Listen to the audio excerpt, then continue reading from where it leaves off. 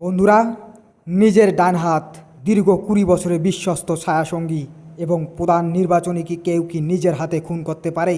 হ্যাঁ, চন্দ্রনাথ রথের হত্যাকাণ্ডে এখন ঠিক এই অবিশ্বাস্য প্রশ্নটাই ঘুরপাক খাচ্ছে। সিবিআইয়ের অন্দরে 1 কোটি টাকার বাজেট, সুপারি কিলার এবং একটি মাত্র ভুলের সূত্র ধরে 3 রাজ্য থেকে ধরা পড়া গ্যাংস্টাররা কাদের ইশারায় নেচেছিল তারা? রাজনীতির দাবার বোর্ডে আসল খুঁটিটা কে চালল? কোটি টাকার সুপারি, ইউপি বিহার কানেকশন, চন্দ্রনাথ রথের খুনের নেপথ্যে আসল মাস্টারমাইন্ড কে? 6 মে, স্থান উত্তর 24 পরগনার মধ্যম গ্রাম। পশ্চিমবঙ্গ বিধানসভা নির্বাচনের ফলাফল প্রকাশের ঠিক 48 ঘন্টার মধ্যে এক রক্তক্ষয়ী হত্যাকাণ্ড স্তব্ধ করে দিয়েছে গোটা রাজ্যকে। গুলিতে ঝাঁঝরা করে দেওয়া হলো রাজ্যের নতুন মুখ্যমন্ত্রী ও বিজেপি নেতা শুভেন্দু অধিকারীর দীর্ঘদিনের বিশ্বাস্ত ছায়াসঙ্গী, প্রাক্তন বিমান বাহিনী কর্মী চন্দ্রনাথ রথকে। কিন্তু এই খুনের নেপথ্যে কি কেবল রাজনৈতিক হিংসা, নাকি এর আড়ালে লুকিয়ে আছে কোনো গভীর আন্তর্জাতিক ও অন্তরাজ্য চক্রান্ত?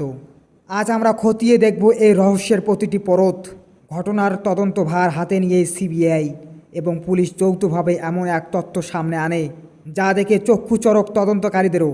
বালিটোল প্লাজায় এক অভিযুক্তের করা একটি সামান্য ভুল ইউপিআই ডিজিটাল পেমেন্ট তদন্তের মোড় ঘুরিয়ে দেয়।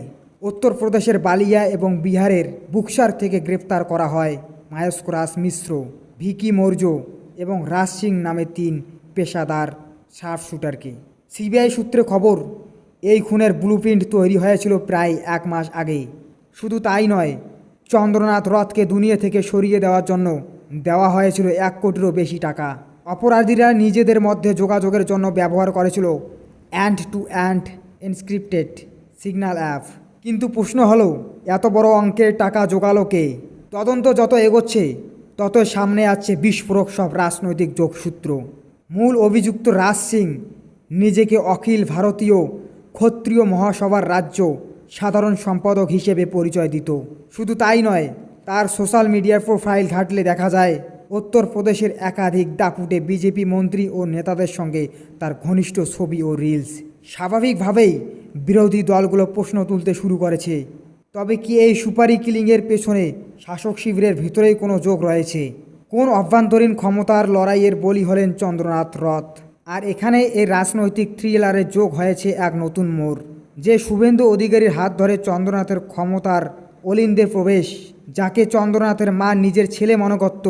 রাজনৈতিক মহলের একাংশ এবং বিরোধীরা এখন সেই শুভেন্দু অধিকারীর নাম জড়াতেও পিছুপা হচ্ছে না। গুঞ্জন উঠছে, ভবানীপুরের ঐতিহাসিক জয়ের পর চন্দ্রনাথ রথ যেভাবে শুভেন্দু বাবুর মূল চালিকা শক্তি হয়ে উঠেছিলেন, তাতে কি কোনো অভ্যন্তরীণ চক্রান্তের জাল বোনা হয়েছিল? শুভেন্দু অধিকারী নিজেই কি এই চক্রান্তের পেছনে? তবে এই তত্ত্বের উল্টো পিঠও আমাদের দেখতে হবে।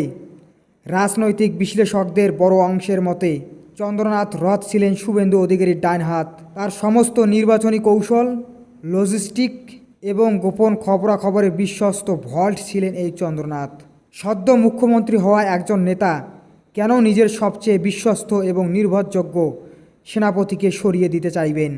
শুভেন্দু অধিকারী নিজে একে টার্গেট পলিটিক্যাল মার্ডার বলে দাবি করেছেন এবং আঙ্গুল তুলেছেন বিরোধী শিবিরের দিকে। তার দাবি, ভবানীপুরের মমতা বন্দ্যোপাধ্যায়কে পরাজিত করার বদলা নিতেই চন্দ্রনাথকে খুন করা হয়েছে। কোটি টাকার সুপারি, ভিন রাজ্যের মাফিয়া গ্যাং, সিগন্যাল অ্যাপের চ্যাট এবং রাজনৈতিক যোগসূত্র সব মিলিয়ে চন্দ্রনাথ রথ হত্যাকাণ্ড এখন ভারতের অন্যতম জটিল এক রহস্য। সিবিআই এখন হন্যে হয়ে ঘুরছে সেই লোকাল বড় মাথা বা মাস্টার মাইন্ডকে, যে পর্দার আড়াল থেকে এই 1 কোটি টাকার খেলা খেলছিল। সেই আসল চক্রী গ্রেফতার হলেই পরিষ্কার হয়ে যাবে এটি কি শুভেন্দু অধিকারীকে রাজনৈতিকভাবে কালিমালিপ্ত করার কোনো গভীর আন্তর্জাতিক চক্রান্ত, নাকি ক্ষমতার আলিঙ্গনের কোনো ভেতরের গল্প। বন্ধুরা, তদন্তের পরবর্তী আপডেটের জন্য চোখ রাখুন আমার এই চ্যানেলটিতে। ধন্যবাদ।